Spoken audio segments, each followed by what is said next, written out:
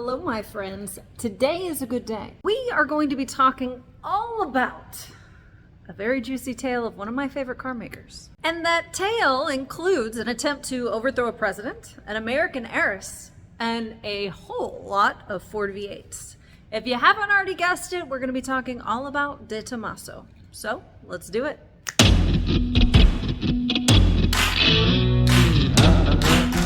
I grew up absolutely loving the Pantera, so very excited and happy to make this video. Now, if you're not familiar with this channel, car history is my hobby, and if you like to learn about it, well, press subscribe, press like. If not, that's fine too, but I do make a video just about every week, unless I get busy, about some kind of topic, whether automotive history, motorsports history, or a specific icon in the automotive arena. So if you like that, cool.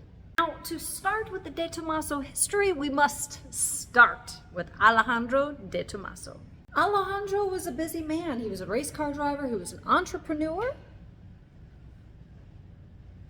I think something just moved back there. Anyways, back to business. Race car driver, entrepreneur. He was born in Buenos Aires, but of Italian heritage. The entrepreneur had raced in 2 World Championship F1 Grand Prix, driving a Ferrari Tipo 500 and a Cooper T43. When not racing in F1 Grand Prix, well, apparently Alejandro was getting a little bit into politics. He was implicated in an attempt to overthrow the Argentinian president of the time, Juan Peron. That didn't really go so well, and Alejandro De Tomaso had to flee Argentina and head to Italy, where he would find love. Side note, Juan Peron was pro-Nazi and actually encouraged a lot of Nazi war criminals to come to Argentina, so I'd have been okay with him being overthrown.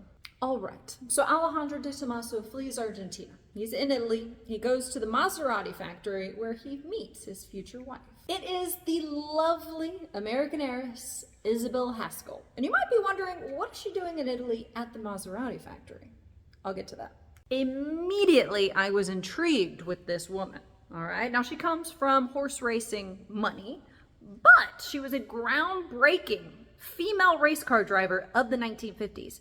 She competed in the 12 hours of Sebring. In fact, the only reason she went to Europe was she was tired of racing in America and only being allowed to race against women. She was at Alejandro's side while De Tomaso Automobili was founded. It is said that they had a very playful and competitive relationship, always trying to figure out who was the better driver. And they stayed married until 2003 when Alejandro passed away. And after finding such a lovely heiress, the two went to work creating De Tomaso Modena in 1959. So it was De Tomaso Modena, and then we know it today as De Tomaso Automobili. They went to quick work, producing prototypes and race cars. And soon, in 1963, they would begin producing their high-performance sports cars that we all know and love. I mean, some of them. The Vallelunga, the Mangusta, the Pantera, and the Guara. And they also dabbled in luxury cars, the Deauville and the Longchamp. Now, each of those names were named after horses, purebred horses, that were from Isabelle's family. Naturally, I'm going to go ahead and talk about each one of those. First, the Vallelunga, which was named after the racing circuit that's just a little bit north of Rome. Only 59 of them were ever created in the 3 years of production. The Vallelunga was powered by a 1.5-liter straight-4 Ford Kent engine out of a Cortina. Following up the Vallelunga is the better-known Mangusta, whose designs were done by the straight-line design king, Giorgetto Giugiaro, all right? Under his prolific belt, BMW M1, the DeLorean, the Lotus Esprit S1, the Iso Grifo, and I feel like I'm missing one more. But you get the drift. There were more, but the one I was trying to just remember now was the Maserati Bora. They would produce 401 of the Mangusta from 1967 to 1971. Now, your powertrain options? A Ford 289 V8 or a Ford 302 V8. What does Mangusta mean, huh? It means mongoose. And let me tell you why Alejandro named it Mangusta. Why? Why would he name it for the mongoose? Well, what do mongooses eat? They eat snakes, specifically in this case, cobras. See, it is rumored that Alejandro named the Mangusta so because of a spoiled deal he had between himself and Carroll Shelby. I will say this, it is clever if he did name the Mangusta in retaliation to Carroll Shelby, but I looked at the deal, I looked a little at the background on the deal, and it was more like Alejandro didn't quite keep up his end. Now, how does one follow up the Mangusta? With a panther, of course. The De Tomaso Pantera. The combination of aggressive good looks and a Ford V8 is what made this one of De Tomaso's most popular cars. Like, they sold 7,000 models of the Pantera. Do you remember how many Vallelungas were produced? 59, and only 401 of the Mangusta. And you might be wondering how such a big jump happened. Let me tell you. In 1971, Ford began importing the Pantera to be sold at their Lincoln and Mercury dealerships. There were some, you could say, quality control issues. You know, back then, some Italian cars were known to rust before they even got off the boat, all right? There were also some poorly fitting body panels, and you see, Ford didn't like that. And I agree, I don't really like that either. And so at this point, Ford became very, very involved in De Tomaso. They owned 84% of their shares. They really ended up being in charge of most of the production, all right, which encompassed 3 factories in northern Italy. Now, they bought those shares in 1971, and then they sold them right back to Alejandro in 1974. Now, let's make a little interesting digression about the AMX3 by AMC. I got a history video down below. It is rumored, because that car was going to be the first, I'm getting really mentally sidetracked. Anyway, that was going to be the first American mid-engine car, all right? And it was going to be so cool. It really was. And it's rumored, so AMC cut the cord, all right? And the official thing was they decided they weren't going to make any money on it, really. But there were also rumors that Ford paid them off enough that they gave it up because it was going to definitely take attention away from the Pantera. What do you think?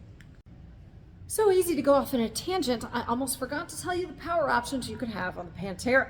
All right, 302 V8, all Fords, obviously. 302 V8, 351 Windsor, and the 351 Cleveland. Who designed that extremely handsome and aggressive body of the Pantera? It was American-born Tom Jarda while he was at Carrozzeria Ghia. And at one point, De Tomaso owned Ghia. The Pantera was so awesome that you just had to assume that they would follow that up with something just as righteously badass. They didn't. They followed it up with the Guara, which I'm really not that critical. I can find the beauty in most cars. But the Guara kind of looks like you smushed up an Acura NSX. Just misses the mark. Only 52 of the Guara were ever created. And now I feel bad saying I don't like the way it looks. Anyways, only 52 of the Guara were created from 1994 to 2004. And this was really Alejandro De Tomaso's last project as he passed away in 2003. Now, some interesting and familiar names have come under De Tomaso's leadership over the years. Moto Guzzi, all right, motorcycle maker, Maserati, and then, as I already mentioned before, Carrozzeria Ghia. Obviously, I need to tell you what you see if you see a De Tomaso emblem. What you see is a T inside of a turned over Argentinian flag. What does that mean? Well, obviously the Argentinian flag for his Argentinian roots. Could it be overturned because he almost tried to overturn the president? I don't know. But the T, well, that harkens back to his family's brand. You see, he comes from a family of cattle ranching, and that is their ancestral cattle brand. And now we're going to fast forward a little bit, okay? It's 2014, and De Tomaso has changed a few hands, and they are purchased by Ideal Ventures in Hong Kong. And Ideal Ventures went to work pretty quickly, all right? They began revitalizing Project P, which would eventually stand for the P72. And that thing is really awesome to see in person, because I have.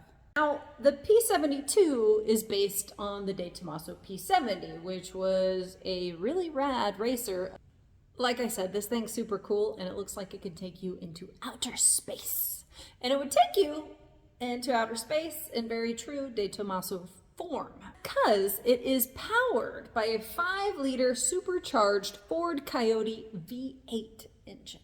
Only 72 of the P72 are to be created. And naturally, I was kind of curious about what it cost. And the De Tomaso website states the P72 base price is determined to be $1,450,000, and that they are currently accepting registrations of interest. It's a pretty penny, but it's pretty darn cool. So if I had that kind of chunk of change, I might be putting in my registrations of interest.